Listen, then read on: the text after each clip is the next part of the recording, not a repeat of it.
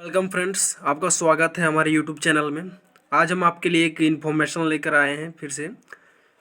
Majhgaon dock ship builders में निकला हुआ है वैकेंसी, जो कि जॉब के लिए है। इस वैकेंसी में लगभग 1500 से ज़्यादा की पोस्ट हैं और इसके बारे में हम जानेंगे। इससे पहले कि आप अगर हमारे चैनल में नए हों तो लाइक शेयर सब्सक्राइब ज़रूर कर दें और बेल आइकन को प्रेस कर दें, ताकि जो भी हम अपडेट लाएं वो आपके पास नोटिफिकेशन के तौर पे जल्दी से जल्दी तक पहुंच सके। चलिए वीडियो को शुरू कर लेते हैं। चलिए, आप देख सकते हैं यहाँ पर कि Mazagon dock ship builders limited द्वारा निकाला गया है ये वैकेंसी, जिसमें अप्रेंटिसशिप जिसने किया है उसके लिए ये वैकेंसी है। ठीक है, चलिए आगे देखते हैं। इसमें सबसे पहले आप देख सकते हैं इम्पोर्टेंट डेट जो ऑनलाइन एप्लीकेशन का है वो 25 जनवरी 2022 से 8 फरवरी 2022 तक है। यानी कि ज़्यादा दिन टाइम नहीं है इस फॉर्म को फिलअप करने के लिए।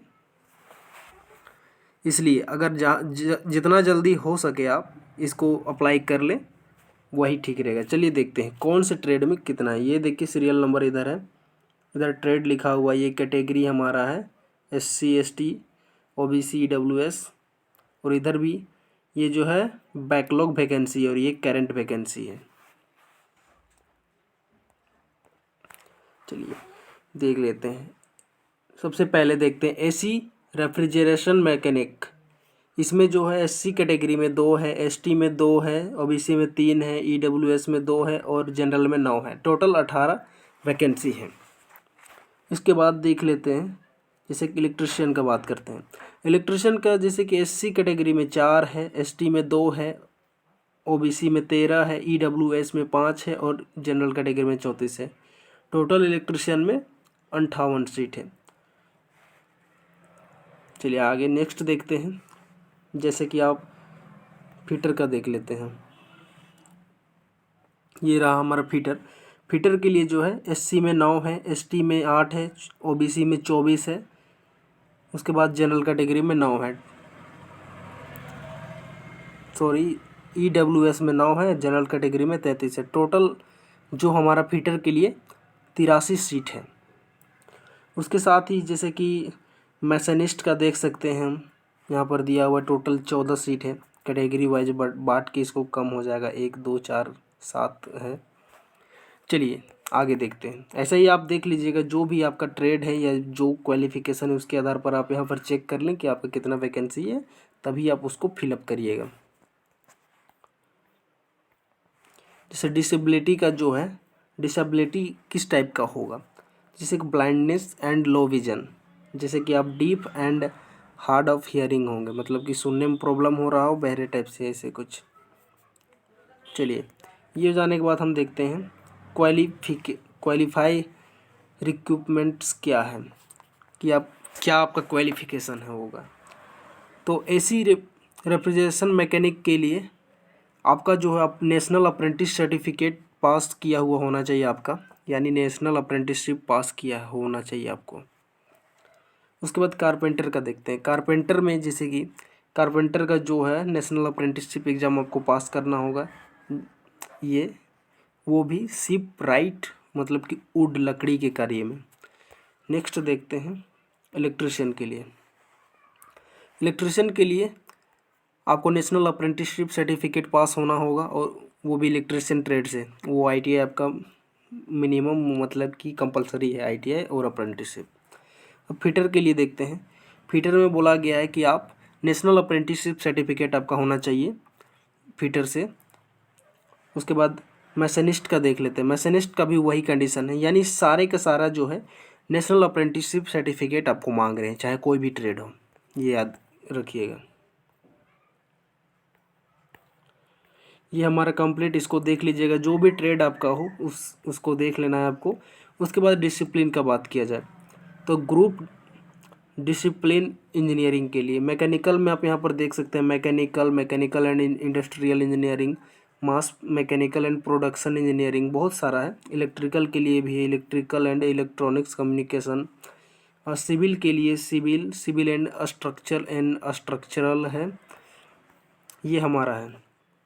उसके बाद यहाँ पर आप देख सकते हैं ITI वालों के लिए कि grouping of trade in apprenticeship, जैसे कि मैसेनिस्ट है, मैसेनिस्ट के लिए मैसेनिस्ट होना चाहिए और मैसेनिस्ट ग्राइंडर भी जो इसने किया है मैसेनिस्ट से उनका भी होगा। कंपोजिट वेल्डर के लिए गैस एंड इलेक्ट्रिक जिनका है वो भी इनको अप्लाई कर सकते हैं। उसके साथ आप देखते हैं फिटर के लिए, फिटर जो हमारा है फिटर होगा कंपलसरी है, मैरिन इंजीनियर फिटर और शिप राइट यानी स्टील के लिए, स्टील का जो कार्य होता है जैसे कि कारपेंटर था शिप राइट वुड लकड़ी के कार्य के लिए, उसी प्रकार फिटर का स्टील का कार्य के लिए शिप राइट होना चाहिए। अगर है तो आप अप्लाई कर सकते हैं। चलिए पेंटर के लिए देख सकते हैं जनरल पेंटर होना चाहिए और मैरिन पेंटर, दो है। नेक्स्ट देखते हैं कि आपको एक्सपीरियंस, अगर आप देख सकते हैं एक्सपीरियंस के लिए कि आपको 1 से 2 साल अगर आपका एक्सपीरियंस है तो 10 नंबर मिलेंगे, 2 से 3 साल का है तो 12 नंबर आपको छूट दिए जाएंगे, 3 से 4 है तो 14 नंबर, 4 से 5 है 16 नंबर और 5 से 6 है तो 18 नंबर, और 6 साल अगर आपका है एक्सपीरियंस तो आपको 20 नंबर छूट दिए जाएंगे एग्ज़ाम में एक्सपीरियंस के लिए। अब बोल रहे हैं कि एग्ज़ाम आपका कैसे होगा। एग्ज़ाम जो है आपका 50 नंबर का होगा, फर्स्ट एग्ज़ाम 50 नंबर का होगा जिसमें आपको 30 नंबर लाना होगा पास करने के लिए मिनिमम। उसके बाद 50 नंबर का आपका स्किल टेस्ट होगा। चलिए नेक्स्ट देखते हैं।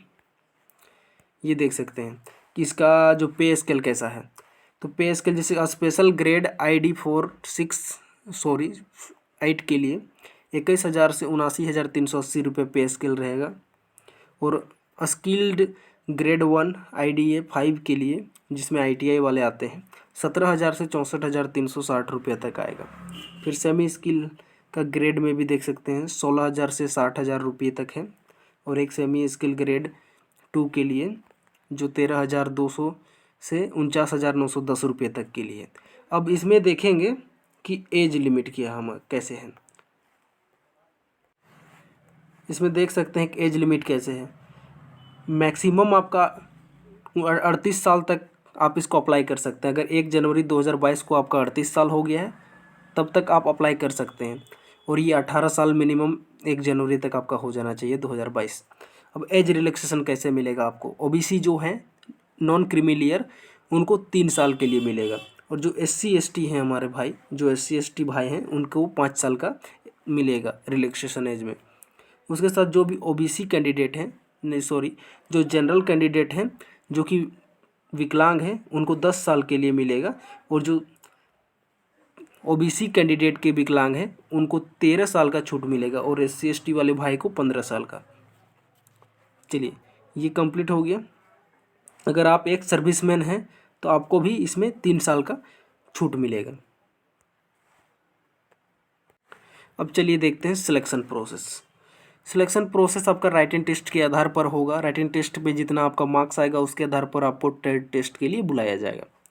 ठीक है, बोल रहा है कि based on performance writing and experience marks, आपका जो एक्सपीरियंस है उसके मार्क्स के आधार पर भी आपका रिजल्ट बन सकता है, ये ध्यान में रखिएगा।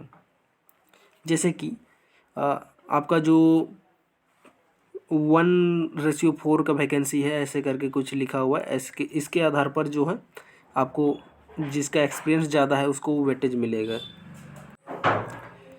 देख सकते हैं कि आपका एग्ज़ाम कितने नंबर का होगा, सिलेक्शन क्राइटेरिया इसको मान सकते हैं, वेटेज है ये, और ये आपका जो पोस्ट एक्सपीरियंस है।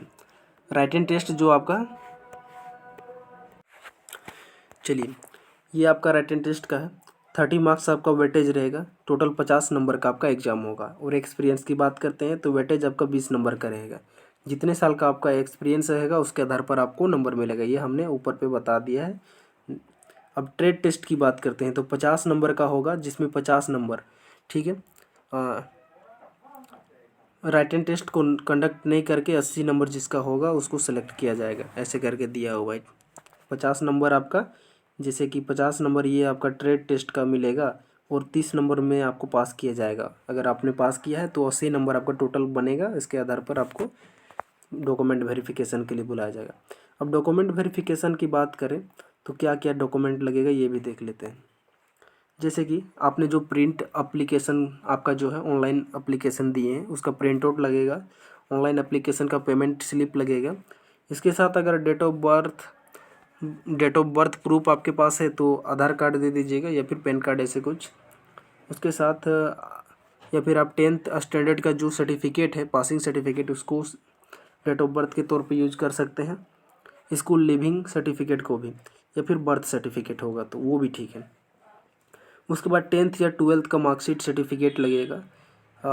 जो आपने ITI या डिप्लोमा किया है उसका रिलेवेंट आपका मार्कशीट और सर्टिफिकेट लगेगा। जिस दिन रिजल्ट डिक्लेयर होगा उसके आधार पर फाइनल सर्टिफिकेट आपका जो है वो होना चाहिए, और प्रोविजनल सर्टिफिकेट। उसके बाद एक्सपीरियंस की बात कर लेते हैं। जैसे एक्सपीरियंस आपका जो भी है ज्वाइनिंग के टाइम पे वो चेक किया जाएगा कि 1/2/2022 तक जो वैकेंसी स्टार्ट हुई है उस टाइम तक आपका अगर एक्सपीरियंस है तो उसको माना जाएगा, यानी रिजेक्ट नहीं किया जाएगा, उससे आपको बेनिफिट मिलेगा। चलिए, अब करेंट एम्प्लॉयमेंट में क्या बोल रहा है। आप ज्वाइनिंग जब किए थे, एक्सपीरियंस का जो कंपनी होगा उसको ज्वाइन किए होंगे तब का आपको मांगेगा कुछ भी ज्वाइनिंग लेटर वगैरह ऐसे कुछ, या पे स्लिप, उसको आपको जमा करना पड़ेगा। चलिए, एलिजिबिलिटी क्राइटेरिया यहाँ पर देख सकते हैं क्या है कि 31 दिसंबर तक आपने जो भी इंटरनल एक्सपीरियंस कंडक्ट किए हैं उसके बारे में बोल रहा है। साथ में आप जो PSU में काम किए हैं उसका नो ऑब्जेक्शन सर्टिफिकेट मांगा है। कास्ट सर्टिफिकेट आपको मांगा है SC ST EWS OBC non creamy layer के लिए।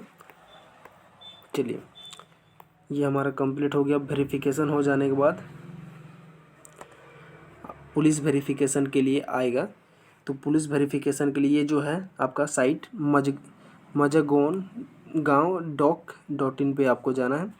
यहाँ पर आपको डाउनलोड हो जाएगा आपका जो क्या बोलते हैं उसको, ज्वाइनिंग लेटर टाइप से कुछ रहता है, वो डाउनलोड हो जाएगा। जब आपका पुलिस वेरिफिकेशन हो जाएगा उसके बाद आपका पूरा कंप्लीट हो जाएगा एप्लीकेशन। चलिए, अब देखते हैं थोड़ा सा इसको अप्लाई कैसे करना है। majagon.in पे जाना है आपको। उसके बाद करियर पे जाना है। करियर पे जाने के बाद नॉन एग्जीक्यूटिव पे जाना है, क्लिक कर देना है इस पर। उसके बाद रजिस्ट्रेशन पे जाना है, रजिस्ट्रेशन कर लेना है आपको। उसके बाद ईमेल में वेरिफिकेशन लिंक आएगा, उसको क्लिक करिएगा तो आपका वेरिफिकेशन हो जाएगा। यूज़र नेम पासवर्ड बना लेना है आपको। उसके बाद आपका एलिजिबिलिटी जो क्राइटेरिया है उसको फिलअप करना है। फिलअप करने के बाद आपका जो डॉक्यूमेंट, स्कैन डॉक्यूमेंट है, फ़ोटो, सिग्नेचर और सारा सर्टिफिकेट, इसको अपलोड करना है JPG फॉर्मेट में। इसको अपलोड करने के बाद आपका प्रिंट आउट निकलवा लेना है, और जो प्रिंट आउट करवाइएगा वो पे स्लिप का भी करवा लीजिएगा जो आप पेमेंट पे किए हैं। चलिए आगे देखते हैं।